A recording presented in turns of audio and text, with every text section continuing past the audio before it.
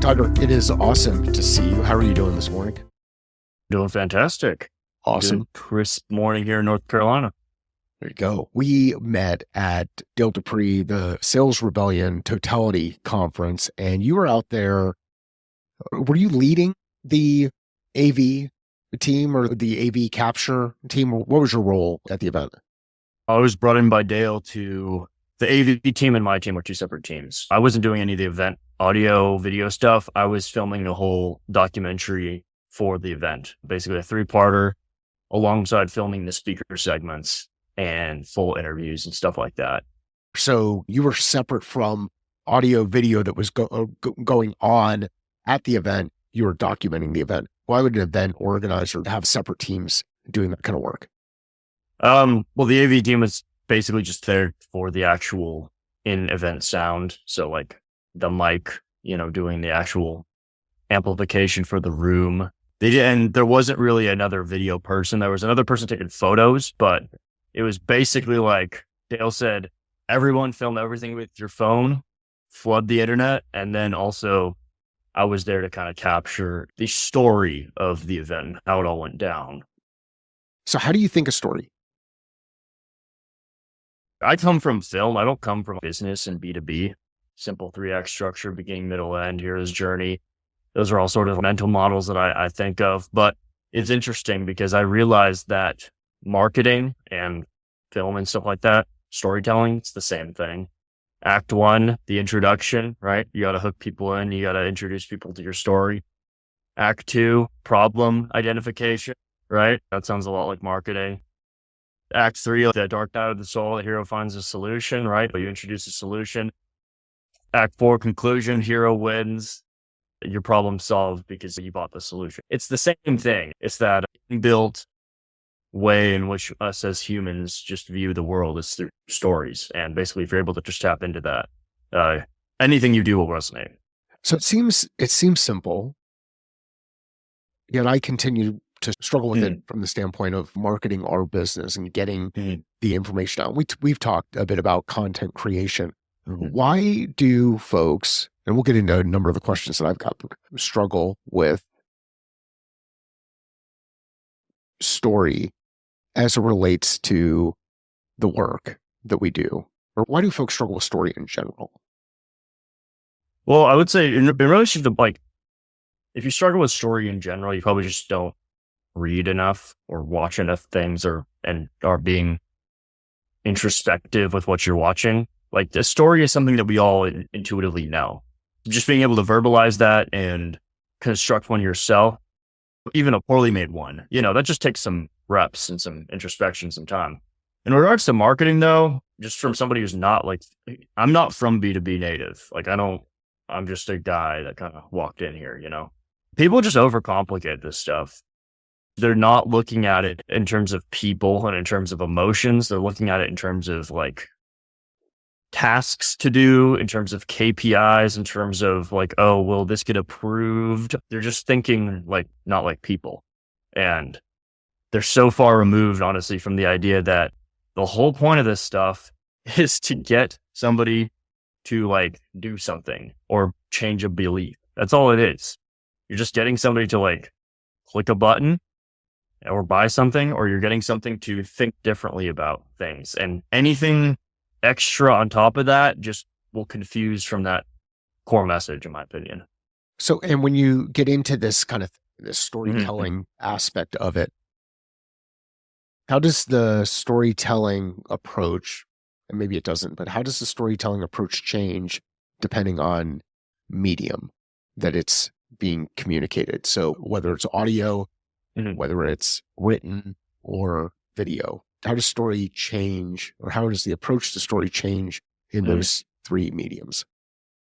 Well, Marshall McLuhan talks about hot and cold mediums, where hot mediums are ones that do the work, they do the processing and the work for you. So that would be something like a film or a video, right? Where it's like you have a red bus driving across the screen, right? You're not having to read a red bus drove across the road and then imagine what that looks like. It is just showing you exactly. You're not having to process and make that yourself. Whereas reading is a cold medium. it doesn't exactly, when you read a book, when you read lines of text, you have to do the work to process and interpret that yourself. And so the good part with reading is that it is stimulating. It forces you to sort of think about things in your own different perspective. But the problem with reading when it comes to marketing, the problem with it in terms of marketing is that Kevin Dorsey actually talked about this at Totality, is like the tone. The tone can get misconstrued if you're reading something. The energy might not be able to be transferred properly. You just straight up might not be that good of a writer. Most of us aren't good writers. But if you're speaking, you're able to add some flair. You're able to add your personality. You're able to stray away from grammar and certain things that might cause you to overthink or write in a certain way that is not you.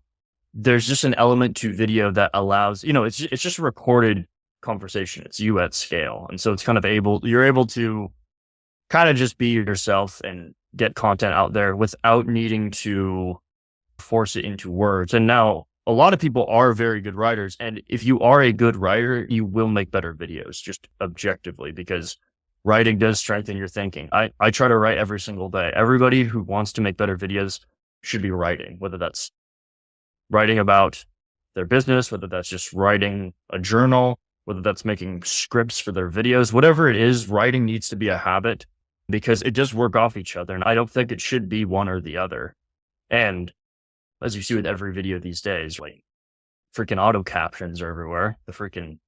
People want to read the videos too. Like they don't want to just see stuff. They want to actually see some text pop up, and especially on social media. So, articulation and mastery of language is just very, very important if you want to do well long term.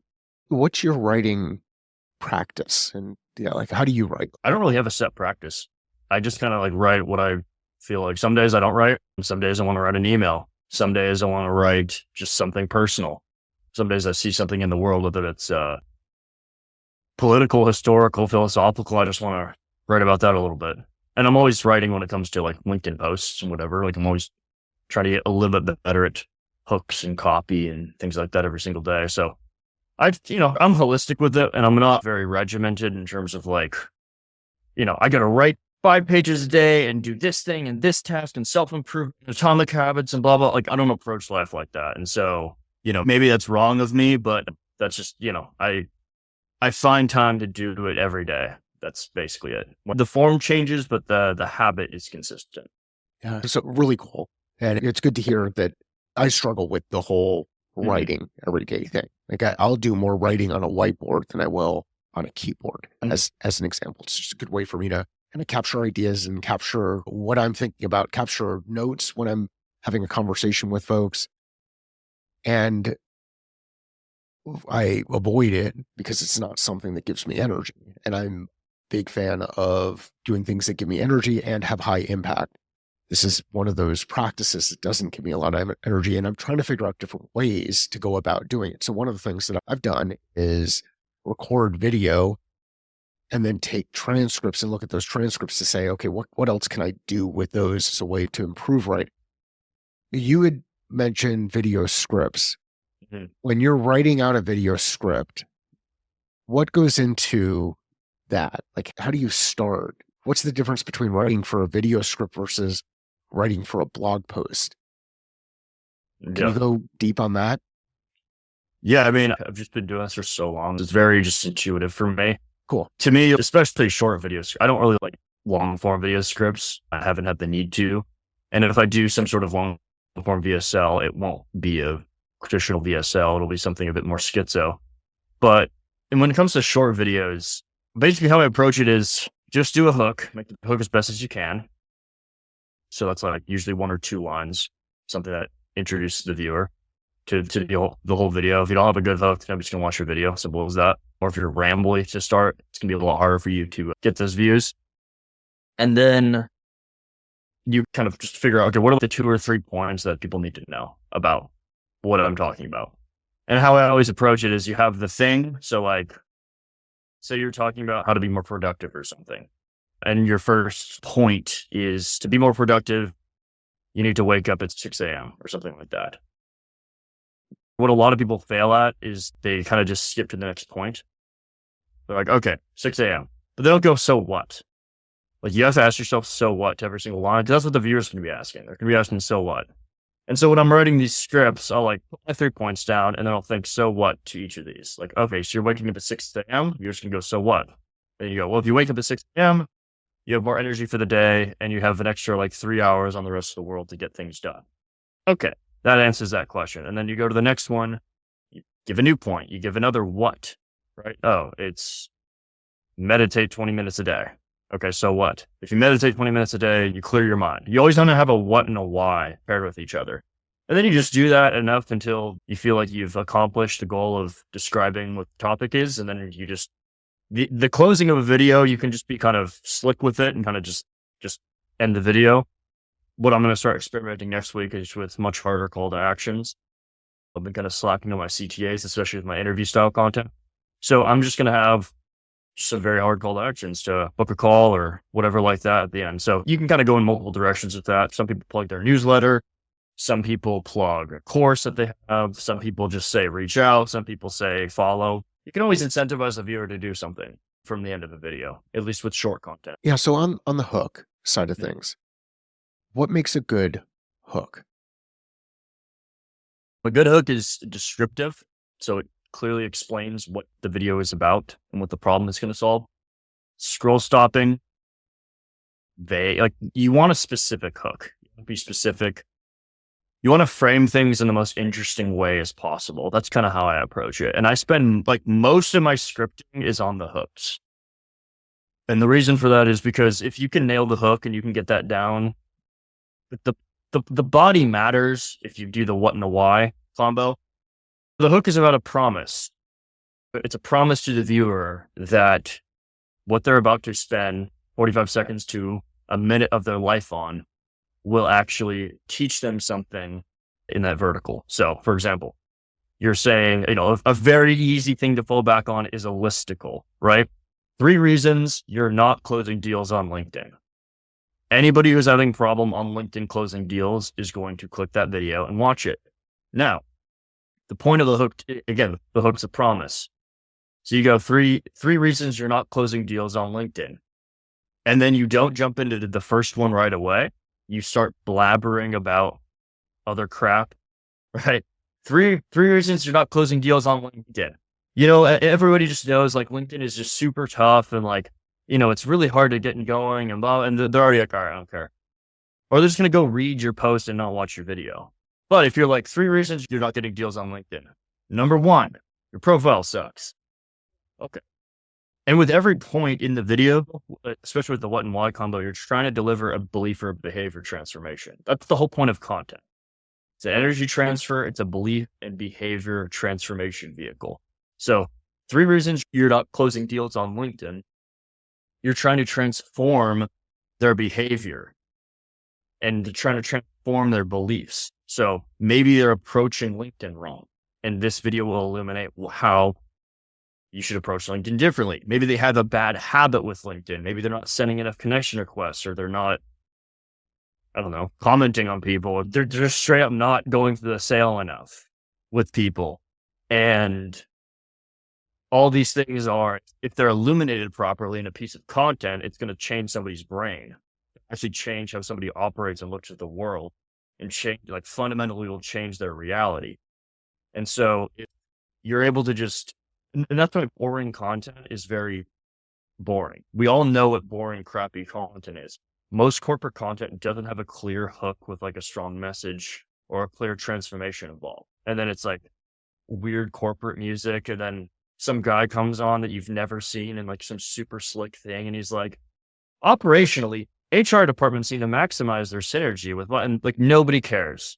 Everybody's out within the first 10 seconds. And that video was like $50,000 too.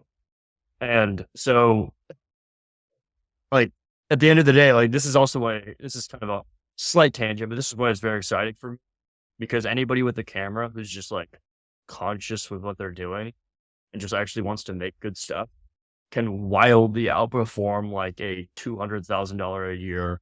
They can get more results from their phone videos or from their little like studio setup than like all the high production crap that, an IBM or a Boeing or a Salesforce or whatever the hell else companies are making expensive videos. You can outperform that if you just have the fundamentals down. So do companies continue to invest time, energy, and resource in building out crap content? I think it's just inertia. I think it's inertia, like, oh, we have to make better videos, but we could just keep doing the same stuff. Okay, let's just keep doing the same stuff. The second aspect is there's also a lack of accountability and clear metrics when it comes to things. Like, that's why a lot of the stuff on LinkedIn about ROI and stuff like that, it's all coming from startups. And these startups are like, if we put out stuff, we put like 3 months of effort into this stuff, we should start seeing some return. Whereas a huge company, an established company, it's like, we'll just put stuff out. They're not even really caring about if it's pulling back. I call it too big to fail. Like, companies can, like a Boeing or a IBM or a Salesforce, like, they're going to make a bunch of money regardless of how their videos looks, just because they have so many contracts, they have so much name value or whatever. But they don't realize that by putting out all this bad stuff, A, they're limiting their further client acquisition, but B, also they're kind of tarnishing their brand in the long term for new people coming in. And that's why, like, certain brands have taken over TikTok really well, is that they're able to tap into a younger generation, because you want to be able to create buyers and create content for buyers that aren't ready to buy yet. IBM or a big company might put out a video. That video might not do anything, but just that brand name alone might be able to carry enough people to have some brand recognition. But if a bootstrap company or like even just a mid-sized company that doesn't have that name recognition tries to make videos in that same way of being bloated, boring, corporate, they're going to get crushed. It's going to be a complete waste of money, absolute complete waste of money.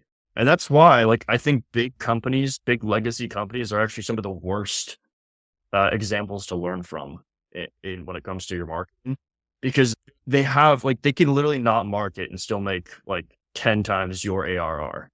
And so they're coasting on like decades of brand deals and contracts and like results and just having Super Bowl. Like, they're embedded into American society at this point. They're not good to learn from. But like a bootstrap startup that needed to make profit this year, else it was going to fold, and is now like, 5x over the next 3 or 4 years, and they're doing all these innovative content strategies and their founders on LinkedIn and blah, blah. That's a good company to learn from, because they're kind of in reality, I guess. It's a model that anybody can take. And I mean, soon enough, like, bad video efforts have to be subsidized by the rest of the company or by the rest of the marketing team, or like it just wouldn't exist, So let's talk a little bit about the content, or get into the content creation process, specifically around shorter form video. And you helping folks, like, let's say I see videos out there, I want to test creating some video. I'd like to do it. I'd like to get myself out. Where do I start? I would just say pick up. If somebody's like, where do I start? I would just tell them, like, stop talking to me, go to your iPhone app, open the phone, talk about one problem your prospect has, give a solution, and just post that right away. There, you've started. Like, the where do I start thing, it almost pisses me off. It's just like, you just have to start. You just have to it's literally not about what you're doing. It's just about greasing the gear to make an action. And so any overthinking about starting just needs to get taken away by immediate, quick, disgusting action. Now, once you've done that, maybe once or twice, and you're like, okay, I did the action. It's not as scary as it was. I'm not overthinking it anymore. Okay, then it's like, how are we actually going to make videos? I mean, ideally, you have somewhat of a good setup. So whether that's a newer iPhone that you know how to light properly, whether that you have some sort of lighting that is good, whether that's some room lighting that you have, whether that's like I have it locked up behind me, like a actual lighting setup, and you have some sort of good audio setup. So you have some way to capture audio that is quiet. Yeah. Let's talk about lighting. So what are a couple of common mistakes that people make when it comes to lighting? And how do you overcome those mistakes? Yeah, I mean, too much light. Most people have too much light. They turn on all the lights in their room and they just wash themselves out and they just look like one color, basically. You don't want that. You do want shadows. You want some things that stands you out. You look cinematic. Your camera will have more depth to it. It's one of those things where people can see it. They will go, oh yeah, that's the way to go. It's like the difference between TV news and a film or a movie. The film or the movie is more evocative, more emotional, more cinematic. The TV news, the guy's all washed out. And it's like, yeah, it's very clear, but it's like, it's not great looking. The other option is like too little light. It's like, oh, if you're super dark and you're blurry, you're in a Zoom basement, it's all grainy. Like that just looks creepy. Nobody's going to care. And that's where like, it's a balance between camera quality and lighting. You don't need as good of a camera as you think you need. You need better lighting than you think you need. And it's kind of that balance. So what I like to do is I like to have a very specific light. So I would either get a panel lights, 2 lights, or I'd get a Bowens mount light with a lantern diffuser. I don't know, sounds big words. So what the Bowens mount light with? Yeah. Yep. With a lantern diffuser. It's basically a fancy professional video light. And it's basically just a very bright light. And what the lantern softbox does is, or any sort of softbox does, is it's called diffusion. What diffusion does on your face is that it goes from being like a Bowens mount F-250 high beam staring at your rear view mirror, blinding you driving down the freeway, to something that is very soft and natural looking on your face. You don't want super harsh pitch black shadows like cutting off half your face. You want a natural look to the light. You want it to feel like it's almost like sunlight. You want it to feel very natural and calm. And you don't want the shadows to be too dark to where nobody can see. You just want there to be some level of like depth to the shot. And so that's what I like about a lantern softbox and just diffusion in general. Diffusion is a whole rabbit hole, but most people they don't even start there. They're just already, they're either way too washed out. They have all the lights on in their room or they're not washed out enough and they're too dark. So just getting a good amount of light is the way to go. All right. So we're going to have some wisdom light coaching. I have 2, I think you call them Bowen box lights style. One at about 45 degree angle this way. If we were going 90 this way, it'd be like 30. So 60 from the left. I can change my lighting. And this is not going to be for the audio side, but if you go back and watch the video version on YouTube, you'll be able to see it as it comes through. How would you adjust my lighting based on what you're seeing from the camera right now? The challenge I run into, I have a glass whiteboard behind me. So I have my camera set up in a way where I'm taking the reflection out of the whiteboard. You can just about see it just above my head, right about there's the edge where the reflection is. What would you adjust from a lighting standpoint if you were me? Yeah. I mean, I don't think in terms of like a ranking hierarchy, for example, of things to do to make better videos, I think that lighting for you is close to the bottom. Most people, it's closer to the top because they have no idea what the heck they're doing. You have some light on you. It looks good. And that's what I'm all about with helping people with video. It doesn't matter if you have the absolute ideal lighting setup. If you have good lighting, but there's 3 other things that are more important to hit on first to make better videos, let's look at those first and let's work at those versus trying to touch the lighting or trying to touch the mic or, oh, I need a new camera or, oh, I need a new lens or, oh, do I need a teeth whitening job from the dentist? No. Let's look at the more specific things that will help you actually grow. But I think your lighting looks good, honestly. If I did like one thing, super niche, maybe make the one on stage left, your right, maybe a little bit darker, maybe, and just have some more shadow. But honestly, I wouldn't touch that. I think. So big what I'm doing. I'm just playing with a little bit. So I'm actually making the one to the left of me, left side of me, brighter. So if you're watching now, I feel like I'm burning. I'm not really burning, but there's a lot of light there, and you can sort of see how much the shadow changes from it. Yeah, so you see on the right side of your face, you have more of a shadow now. And so, and I mean, that's the whole thing too. It's like, yes, lights are hot. So if you're going to be recording a long time, do you really want a super hot light that's blasted up just to get a great shadow? No. Is it going to affect the background? Are you close to the background? Is that going to add extra shadow from you to the background and make it really distracting? Yeah. There's a bunch of nuances with it, but I think your lighting is not, if you have problems with video, your lighting is not a problem that you have.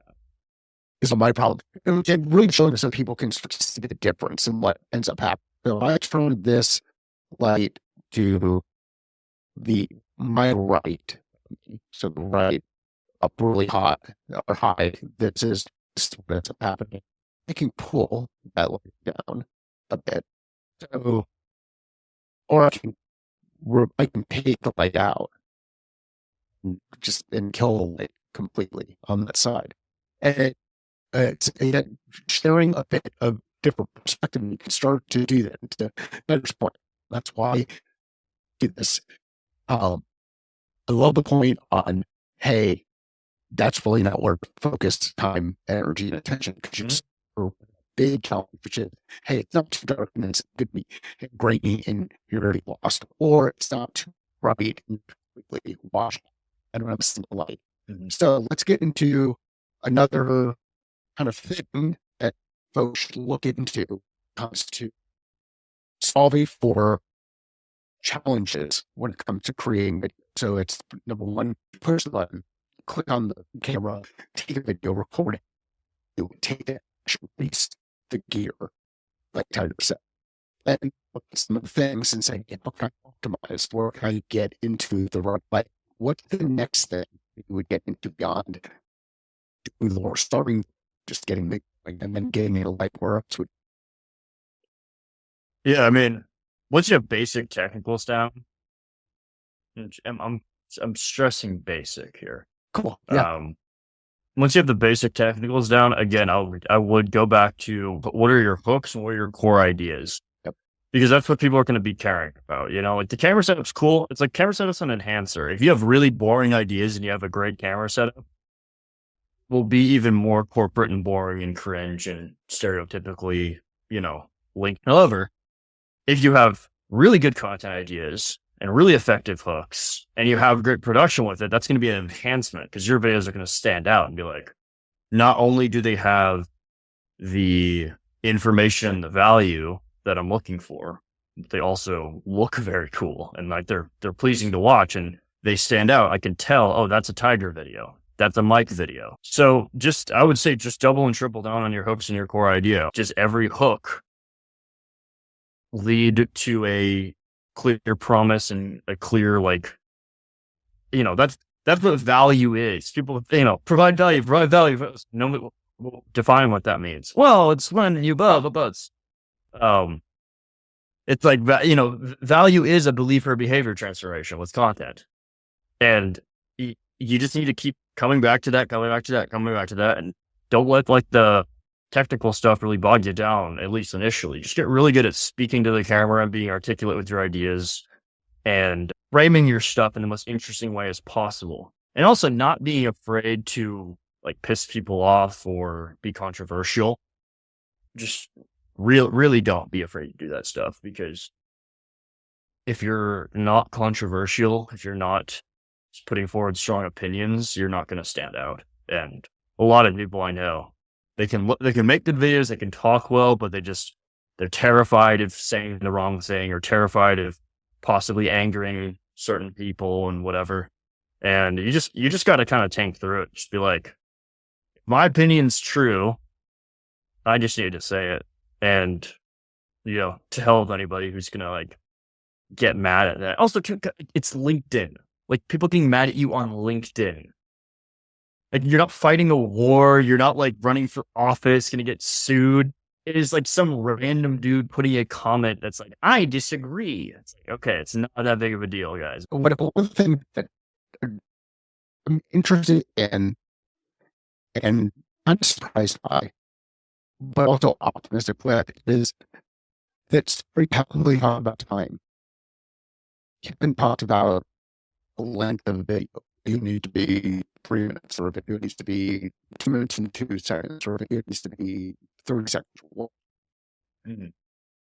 how do you think about time in the Mhm. context of recording video? I think thinking about length is kind of overrated. I just think it's like you should be focusing on the idea and you should be focusing on how can I deliver this with clarity in a succinct manner. And basically, if you're following the rule set, you're probably never going to make anything that's overly long.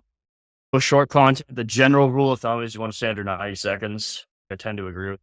I rarely have a video that goes over a minute. Not because I'm trying to keep it under a minute, just because I kind of know I could talk about most things in under a minute and be pretty, not leave out too much, have just enough detail to where the topic gets across, but not enough to where it gets bogged down. And so I think, it's like, just make a video. Just make the video. It's not school. There's nobody grading you for this. And so just post the videos and you'll figure out the length will just come naturally. The length will just come naturally for you. What am I will say there's some indications where you do want a long length for the video. Say, for example, if you're doing a big case study breakdown with a client or something like that, you're not going to try to force that in a minute. I mean, you can make a piece of short content on that, but if you're trying to make a video sales letter or a website asset or a training, yeah, make that thing like 18 minutes. People are going to watch that. Make it 40 minutes, like that's going to be good stuff. But yeah, for what most people are going for, which is like the short content, the thought leadership content, the vertical content, the stuff on LinkedIn that's like kind of a part of their daily posting regime. Like I would just speak good ideas and don't be overly long and you'll find your way. This is one of the challenges I've run into with video is I won't script. I'll start going into something and then I will allow scope creep to come into the video. And sometimes I'll be able to go in and edit that out. Like that didn't align with what the goal or the objective was.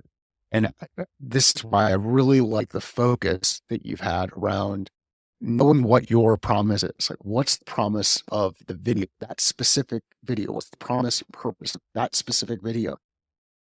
Leveraging the hook to hold you accountable to not getting too far away from the promise.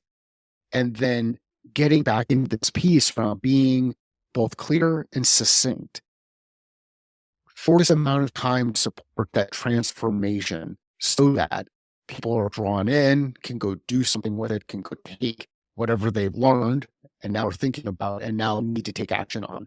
So very, very powerful. It's something I'm continuing to work on. For someone like me who doesn't like to script,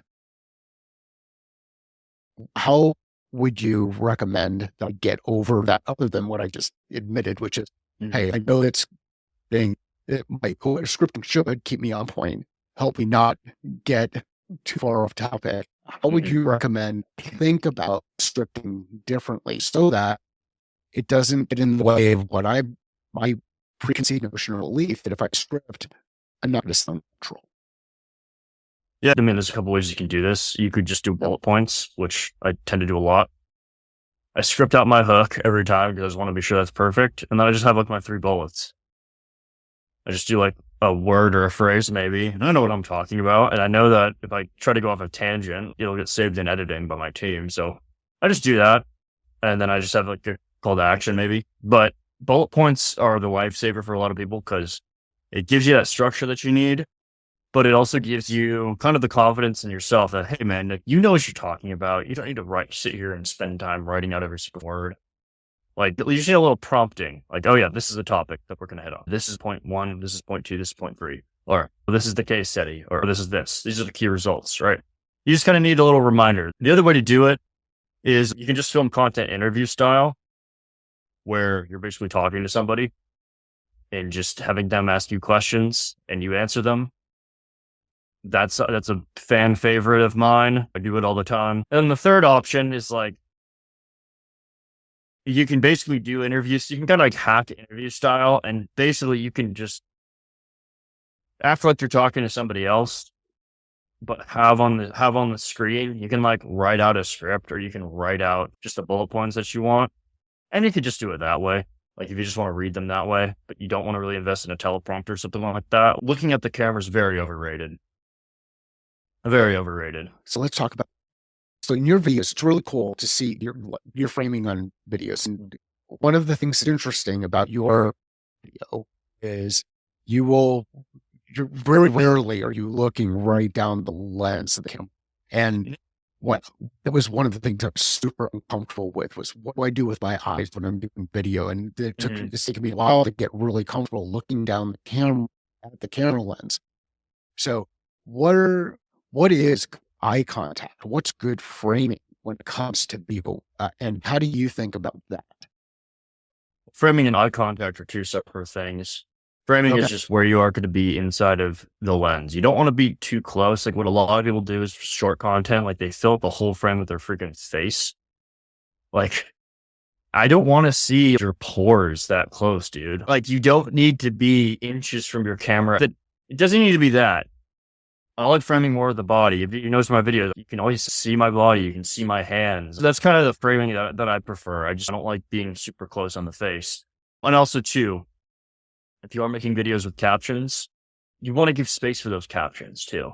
You don't want to have your face blocked off by captions and have text that's huge and popping up. Like that's why when I'm framing my videos, usually the bottom third of the video is like just my plain shirt. And so with that, that's where I can put my captions right there. And especially with the video feed UI, like if you pull up the video feed, you have the share buttons and you have the post description, all this stuff pops up. And you don't want your captions clashing with that. Else it just makes visual clutter. People kind of get confused. Brains freak out. They want to just leave the video. But yeah, eye contact like doesn't freaking matter, dude. Like it doesn't freaking matter. I'll say this. You either want to be looking at the camera or you want to be looking off the camera. You don't want to be like, the one thing you don't want to do is kind of looking off, but kind of like this, where you're like looking at yourself on the camera screen, but not at the lens. That looks weird. That looks weird. That looks like that's like I'm reading something. But looking totally off like this is like, oh, you're talking to somebody. Oh, you're having a conversation. Looking at the camera, you're talking to the viewer. Both those things work. Both those things work. Now, what you don't want to do, but if you are doing a video like this, where you're talking off screen to somebody, or you're reading something off screen like this to somebody, what you don't want to do is break the immersion by having a call to action. That's just kind of like my gut feeling with this stuff, is you don't want to be like, yeah, Jim is having a great conversation with you. If you want to learn more about video content, sign up to my newsletter. But, if you are looking at the camera, it is more like, hey, I'm talking to you, blah, blah, blah. If I'm going to sell you at the end because I'm looking at you. But you don't want to break the immersion if you're looking off camera. Is there anything that you wanted to get into that we didn't get into? Do you have any questions about content yourself? We can help you with your setup or your own strategy.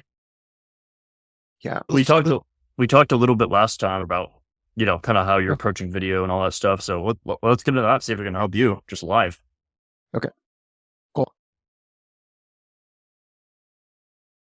I think back here, Tyler, this has been awesome. And I fit on a number of things that I struggled with and continue to struggle when it comes to video.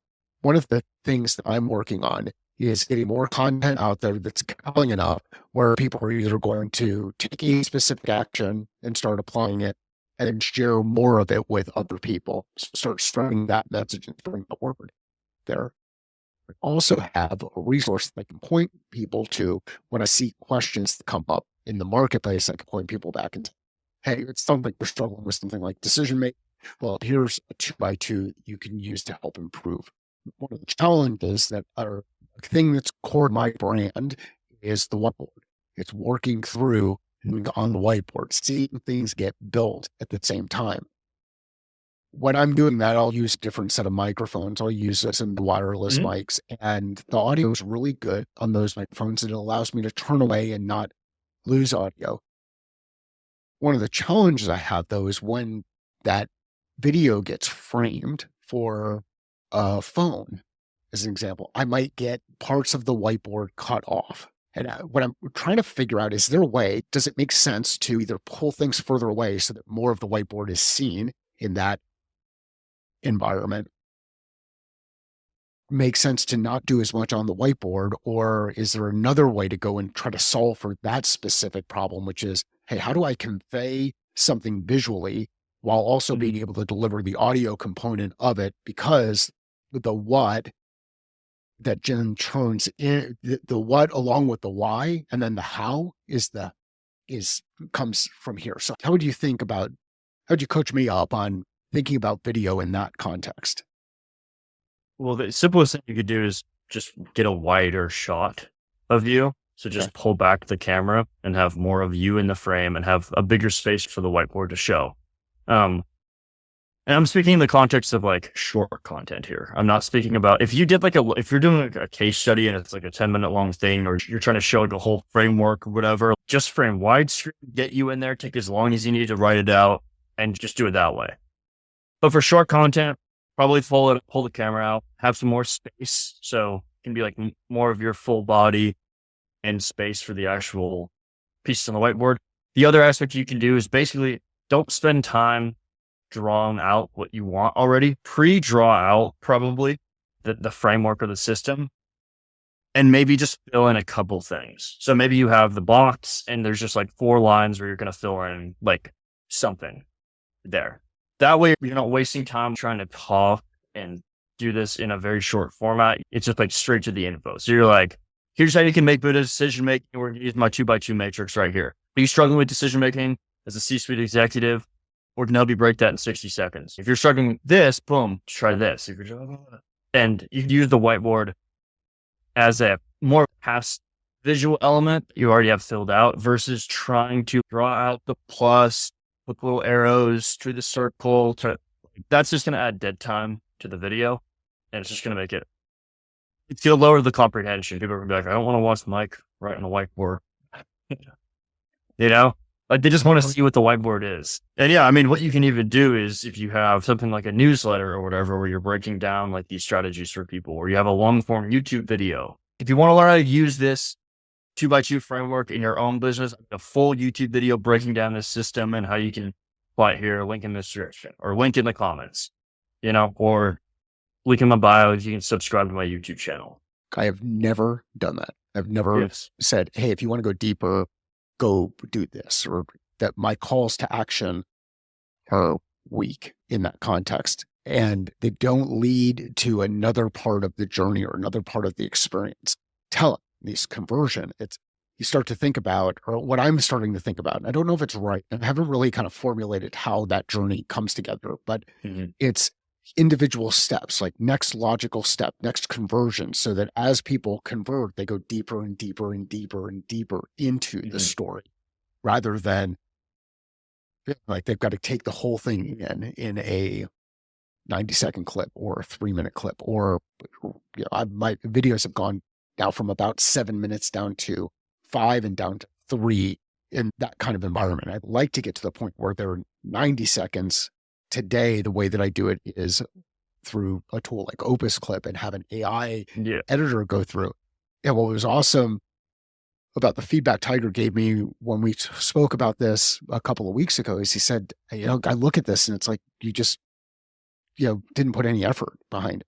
Just kind of let it go. And it was awesome feedback because I didn't put effort in. I just let the machine do it. And then was okay with just letting the machine go through and do it. But it was obvious that I just let the machine do it because of some of the artifacts that were still stuck in there, which was some of the color framing that if you looked at the full video, you'd see the whole thing. So that was awesome feedback. And I've started applying it.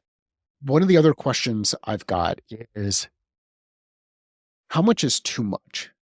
How many topics are too many topics? How much content?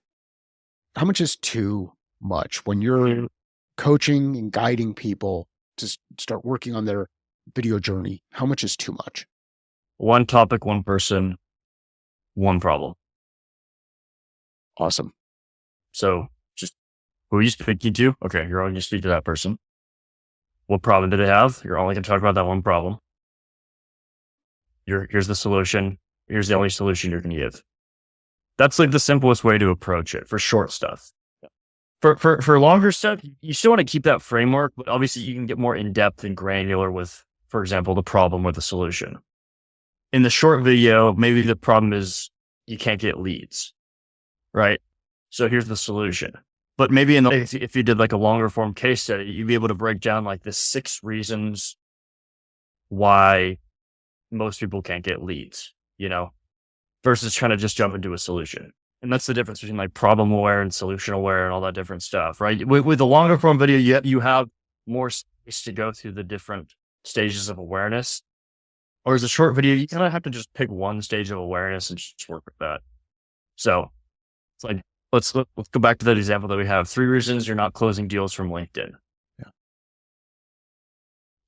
You're not going to spend the first half of the video explaining why not getting leads is harming your mental health and it's going to tank your business and all that and blah, blah, blah, blah, blah. And you don't need to drive the knife in that deep because you're just going to be wasting dead air. And people are going to be like, just tell me the freaking things I need to do. What are the 3 things? Keep the topic very focused. For example, for you, it's like 3 reasons, or here's how poor decision-making can rob your org of hundreds of thousands of dollars a year, or here's how poor decision-making can lead to higher churn within your company, or something like that. You can just basically break down, get straight to it very quickly. And everything you're going to be talking about is based on decision-making and churn, or it's based on the problems with lead generation or something along those lines. You don't want to go on a huge tangent. This has been absolutely awesome, Tiger. Thank you for going really both hitting a lot of the surface type stuff that I think people get stuck with when it comes to starting video. At least I know I got stuck with when it came to starting video, and then going a bit deeper in some of the basic fundamental things that you can do in order to create videos that don't suck. Where can people find out more about what you're working on? Where would you like them to connect with you directly? Go to my LinkedIn, Tiger Joseph. I'm the only Tiger Joseph on there, so pretty easy to find me. My company, videobuilders.io. Pretty simple name, yet again. You can find not all my work, but my B2B work at least on there. If you want to see all my work, you can just go to tigerjosephvideo.com. It's like my forever company I'm going to have with just all my stuff. I'm trying to post something every single day on LinkedIn. Going to spin up the newsletter again to go a bit more in depth in some of these topics. And yeah, we're just out here having a good time. And go and follow Tiger on LinkedIn. Check out his video stuff. You'll see the quality, the care, the effort, the work, the professionalism that goes into the work that he does. I met Tiger in September. I've had a couple of different conversations with him. And afterward, as we went through and started looking at some video and now this podcast, once you start following Tiger, you will see this content. This content will come up and you'll start to notice the reasons why it is popping up in your feed. And it's one of those things where it's like, once you see it, you can't unsee it, and it's worth it. So make sure you get out there and follow Tiger. You'll learn something, and then you'll be able to think differently about something and do something. If you know of somebody who would find value in this conversation, in this podcast, please share it with them. Let Tiger and I know via LinkedIn. The shares help get the message out and help people get out of their own way when doing things like creating video content. Sales is a thinking process. Business is a thinking process. Life is a thinking process. How are you thinking different about your process?